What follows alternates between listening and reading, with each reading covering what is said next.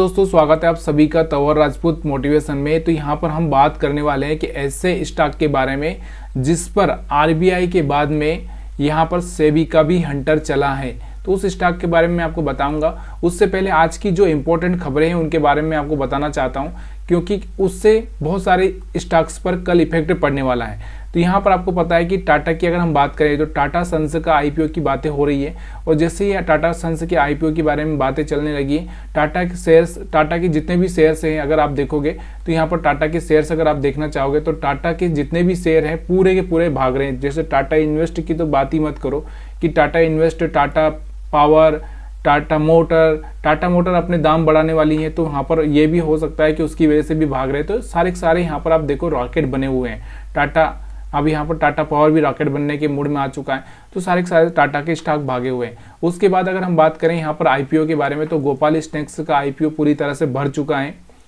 तो यहाँ पर गोपाल स्नैक्स का आईपीओ में अगर आपने अप्लाई किया है तो आप यहाँ पर उसका जीएमपी सर्च करके देख सकते हैं।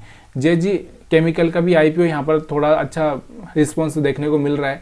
तो यहाँ पर आईपीओ के बारे में अगर हम बात करें तो कहीं ना कहीं आईपीओ एक अच्छा सा मोमेंटम दिखा रहे हैं। और जो आज एक आईपीओ लिस्ट हुआ है, आपको भी पता है कि कौन सा आईपीओ लिस्ट हुआ है, तो यहाँ पर मैं आपको बता देता हूँ कि वो आईपीओ कौन सा था।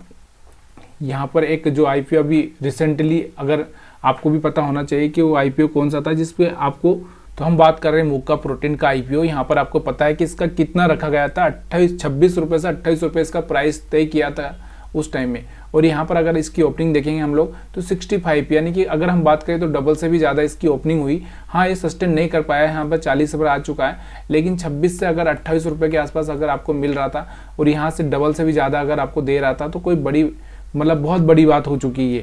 तो यहाँ से आईपीओ की अगर हम बात करें तो लगातार अच्छा आईपीओ रिस्पांस दे रहे हैं। इससे पहले आपको प्लेटिनियम एक्सीकॉम का आईपीओ भी यहाँ पर एक अच्छा सा बेनिफिट दे चुका है। तो अब हम बात करते हैं उस खबर की जिसके बारे में आपको बताना चाहता हूँ। तो यहाँ पर सेबी की यहाँ पर जो एक रिपोर्ट आई है उसमें बताया गया है कि SEBI bars JM Financial from acting as a lead manager any public डेप्ट इशू। तो मतलब ये जो एक लीड मैनेजर के तौर पर जो काम कर रहे थे, अब ये इनका जो काम है वो इनका काम रोक दिया जाएगा। यहाँ सेबी ने इस पर पाबंदी लगा दी है। तो ये चीज़ें आपको याद रखनी चाहिए कि यहाँ पर क्या इशू हुआ है इनके साथ। कि एक तो पहले ना आरबीआई के साथ में ऐसा हुआ, आरबीआई ने ऐसा किया कि आरबीआई ने इनका जो भी यहाँ पर इनका ऋण पत्र था या जिसके ये लोन देने की बातें करते थे उस पर यहाँ पर आरबीआई ने यहाँ पर इनको रोक दिया था। उसके बाद में यहाँ पर अब क्या हो गया, यहाँ पर अगर हम बात करें जेएम फाइनेंशियल की तो यहाँ पर अब यहाँ पर सेबी ने भी हंटर चला दिया इनके ऊपर। तो सेबी ने भी हंटर चलाया है। हाँ, आज अगर हम बात करें तो आज इसमें थोड़ी सी रिकवरी देखने को मिली है।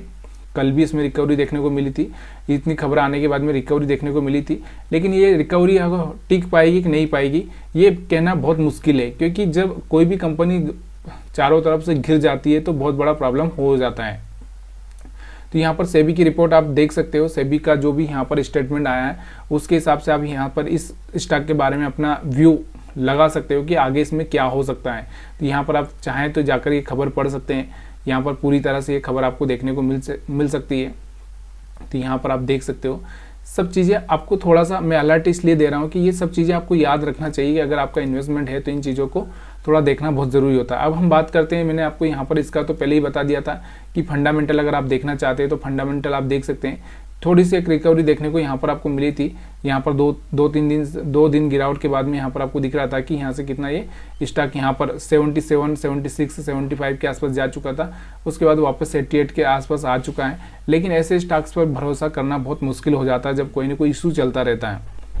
तो ये रिपोर्ट आपके लिए काम की हो सकती है। अगर इसका फाइनेंशियल अगर हम देखें, प्रॉफिट लॉस देखें, बैलेंस शीट देखें, प्रॉफिट लॉस अगर हम देखें तो प्रॉफिट लॉस में अगर हम बात करें तो प्रॉफिट लॉस में कोई ऐसा कोई प्रॉब्लम नहीं है। प्रॉफिट लॉस इसका सस्टेन कर रहा है, लेकिन ज़्यादा कुछ बढ़ भी नहीं पा रहा है। तो ज़्यादा कुछ थोड़ा सा घटा हुआ ज़रूर है लेकिन बढ़ नहीं पा रहा है। ठीक है, तो यहाँ पर इसका तो आपको चार्ट पर इफेक्ट दिख ही रहा होगा। और यहाँ पर अगर इसके प्रोमोटर की बात करें तो देखिए प्रोमोटर का एक जो रूल होता है, प्रोमोटर होल्डिंग की अगर हम बात करें तो प्रोमोटर की अगर यहाँ पर बात करें, प्रोमोटर होल्डिंग अगर आप देखना चाहेंगे तो प्रोमोटर होल्डिंग में ज़्यादा कुछ खास है नहीं, लेकिन फिर भी यहाँ पर 56% बहुत होता है। एफआईआई के पास भी बहुत है, डीआई के पास भी ठीक है, पब्लिक के पास कम ही है। तो यहाँ से इनका यहाँ पर ये है, लेकिन ये ट्रेडिंग पर्पज़ के हिसाब से कंपनी ठीक है। बाकी तो हम लोग यहाँ पर इसमें कुछ बोलना बहुत मुश्किल है। लेकिन ऐसे स्टॉक पर थोड़ा सा बिलीव करना बहुत मुश्किल हो जाता है, क्योंकि यहाँ पर अगर आप देखना चाहोगे इसका वीकली चार्ट पर अगर आप देखना चाहोगे तो यहाँ पर आपको दिख रहा होगा, यहाँ से इसका इसका अभी तक का हम देखेंगे यहाँ से, तो यहाँ से कुछ मोमेंटम ऐसा नहीं हुआ, खाली ये ट्रेडिंग के हिसाब से, देखो यहाँ से ट्रेडिंग के हिसाब से ही आप बाइंग सेलिंग कर सकते हो। इसमें यहाँ पर आप बाइंग कर लो, यहाँ सेल कर दो, यहाँ इन्वेस्टमेंट के हिसाब से कोई कंपनी है नहीं।